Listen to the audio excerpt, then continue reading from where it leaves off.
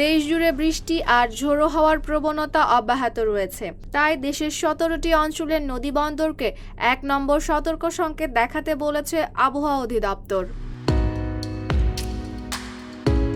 আবহাওয়া অফিস জানিয়েছে, রংপুর, দিনাজপুর, রাজশাহী, পাবনা, বগুড়া, টাঙ্গাইল, ময়মনসিংহ, যশোর, কুষ্টিয়া, খুলনা, বরিশাল, পটুয়াখালী, নোয়াখালী, কুমিল্লা, চট্টগ্রাম, কক্সবাজার ও সিলেট অঞ্চলের ওপর দিয়ে ঘন্টায় ৪৫ থেকে ৬০ কিলোমিটার বেগে দমকা হাওয়া বা ঝোড়ো হাওয়া বয়ে যেতে পারে। এর সঙ্গে বৃষ্টি ও বজ্রপাত সহ বৃষ্টির আশঙ্কাও রয়েছে।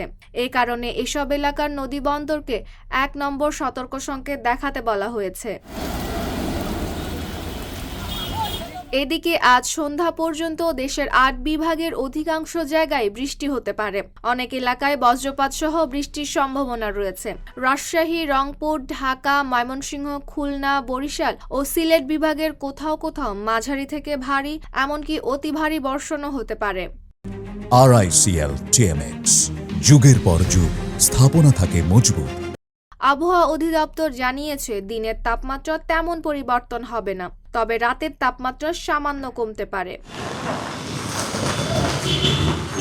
এ অবস্থায় নদীপথে চলাচলকারী নৌযানগুলোকে সতর্ক থাকতে বলা হয়েছে।